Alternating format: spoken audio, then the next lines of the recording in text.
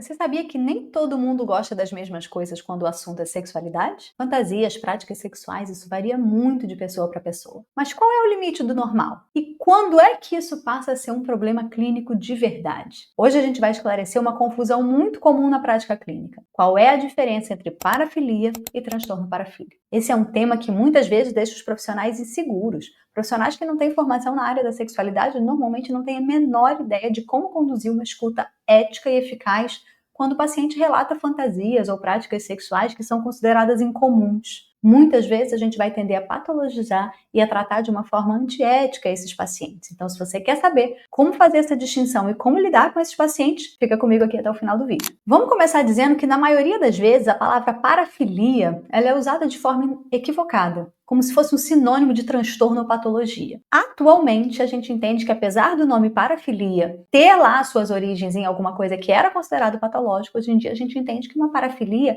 é basicamente um interesse sexual atípico. E o que vai ser um interesse sexual atípico? Um interesse sexual que a maior parte das pessoas não tem. A maior parte das pessoas se interessa por determinadas coisas e essa pessoa se interessa por outras coisas. Essa pessoa tem resposta sexual que acontece diante de estímulos que são menos comuns. Já o transtorno parafílico, e aí ele ganha esse nome no momento em que ele passa a se tornar um transtorno de fato, que é quando esse interesse passa a ser uma fonte de sofrimento clinicamente significativo para o indivíduo. Se você quiser saber mais sobre a questão do sofrimento, temos vídeo aqui no canal sobre isso, mas sofrimento clinicamente significativo tem a ver com isso começar a trazer prejuízo para a vida do indivíduo, ele ter uma série de repercussões ruins na vida dele, ele não conseguir ter satisfação sexual de outra forma, ele perceber um certo descontrole do impulso, ele se meter em confusão, enfim, tem uma série de critérios para cada um dos transtornos parafílicos. Hoje esse não é o foco aqui, mas o que eu quero que você saiba é que quando a gente vai entender o transtorno parafílico, é que o transtorno, de fato, na vida das pessoas gera sofrimento, e esse sofrimento precisa ser clinicamente significativo para o indivíduo ou tem pacientes que têm transtorno parafílico e não têm sofrimento, mas normalmente esses pacientes envolvem um dano real ou risco de dano para outras pessoas e para a sociedade. Então a gente vai ter aqui esses dois lugares, um sofrimento para o indivíduo e ou sofrimento para a sociedade ou para outras pessoas, mesmo que seja um risco só em potencial. Então vamos dizer que eu tenho alguém que tem um interesse específico por pessoas impúberes, crianças, por exemplo. O que essa pessoa faz com esse interesse? Isso é um risco potencial para pessoas que não são capazes de consentir? Será que existe a chance dessa preferência, em princípio, dessa fantasia, se transformar em um comportamento que pode ser violento, gerar dano para essa criança? Aí a gente precisa pensar em maneiras, normalmente tratamento, de como a gente vai fazer para que esse risco para a sociedade se reduza. Muitas vezes esse paciente ele vai ter sofrimento associado, muitas vezes esse paciente vai procurar tratamento voluntariamente e dizer, olha, isso tem passado pela minha cabeça, eu não quero me engajar nesse tipo de comportamento, às vezes eu fico com medo de perder o controle desse comportamento, preciso de tratamento, tem tratamento para isso, mas às vezes essa pessoa não vai ter sofrimento e vai ser um risco para outras pessoas e ainda assim é critério para a gente entender que essa pessoa tem um transtorno parafílico. Agora,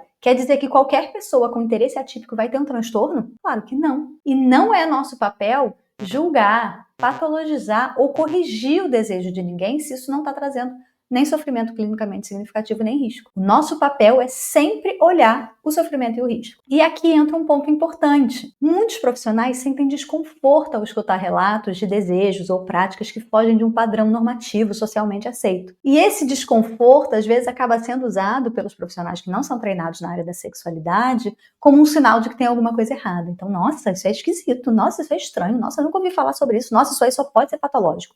Nossa, isso aí deve ter raízes inconscientes. Isso deve ser isso normal não pode ser. A pessoa normal não ia gostar disso. E aí é importante que a gente possa entender que, na verdade, isso tem a ver com o tabu. Esse desconforto que você, como profissional, sente muitas vezes ao ouvir falar de práticas menos convencionais, vai ter a ver com seus tabus pessoais, com as suas crenças religiosas, pessoais. Muitas vezes com a falta de formação, pelo desconhecimento de que tem muitas pessoas que se interessam por aquele tipo de conteúdo, que podem experimentar, que é um conteúdo comum, né, que muitas pessoas vão ter, por exemplo, resposta sexual diante daquele estímulo, daquela fantasia. Então, às vezes é desconhecimento mesmo, ou às vezes até influência de teorias pseudocientíficas que a gente vê por aí de monte na internet, que vão dizer pra gente as mais maluquices, as maiores maluquices que existem nesse mundo. Então, assim, fica atento a quais são as referências que você tem usado para se informar sobre sexualidade. É importante que a gente entenda que comportamentos sexuais diversos não são sinal de transtorno de personalidade, não são sinal necessariamente de a criança ou a pessoa ter passado por algum tipo de situação abusiva, não são sinal de transtorno psiquiátrico, nem sinal de moralidade corrompida. São, basicamente, práticas e preferências sexuais atípicas e que vão te chamar a atenção porque a gente vive numa sociedade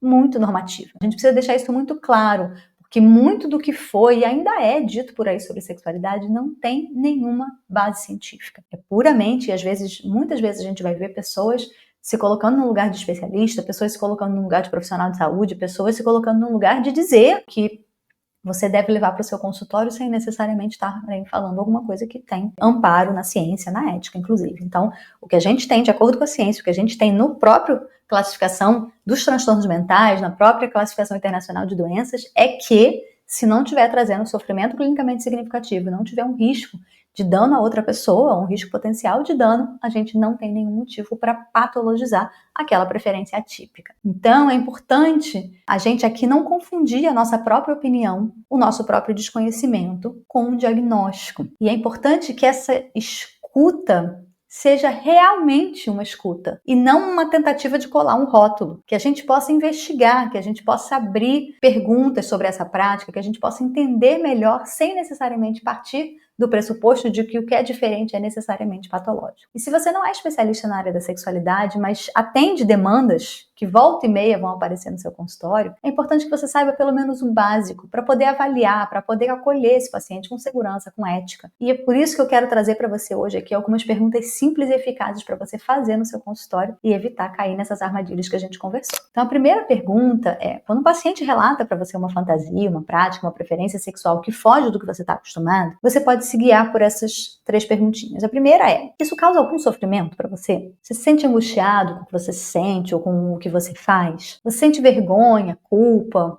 medo, algum tipo de prejuízo emocional? E aqui, de novo, um parênteses para a gente diferenciar, né, o sofrimento que é o sofrimento individual, o sofrimento real, clinicamente significativo, de um sofrimento que é por conta da incongruência moral. Então, assim, nossa, eu faço isso, mas eu tenho vergonha, eu não gostaria que os meus pais soubessem, eu não gostaria que a minha parceria soubesse. Isso não é o sofrimento que a gente está procurando. A segunda pergunta é, isso causa sofrimento para outras pessoas? Essa prática envolve alguém que não deu consentimento, às vezes alguém que se exibe na rua, alguém que filma pessoas que não estão sabendo que estão sendo filmadas ou observadas, alguém que se esfrega em alguém na rua, alguém que abusa de pessoas que não estão acordadas ou que não são capazes de dar consentimento. Há envolvimento de pessoas como crianças ou pessoas em situação de vulnerabilidade ou pessoas em situação de coerção. O que a gente está avaliando aqui? O dano para terceiros. Isso interfere na sua vida de alguma forma? Porque muitas vezes a pessoa não vai ter transtorno, mas ela vai ter sofrimento. E muitas vezes você ser alguém que tem preferências sexuais atípicas vai trazer sim uma camada de sofrimento para sua vida, porque o que você vai fazer com a sua parceria? Você negocia isso ou não negocia? Conversa ou não conversa? Às vezes você vai ver um indivíduo tendo que ter comportamentos sexuais à margem, rompendo os acordos monogâmicos, seja consumindo pornografia, seja fazendo uma série de coisas que ele não pode fazer de uma forma mais natural por conta da vergonha que ele vai sentir, de como ele vai ser julgado. Não é isso que a gente vai chamar de sofrimento clinicamente significativo, mas isso interfere na vida. Isso faz com que essa pessoa precise de apoio.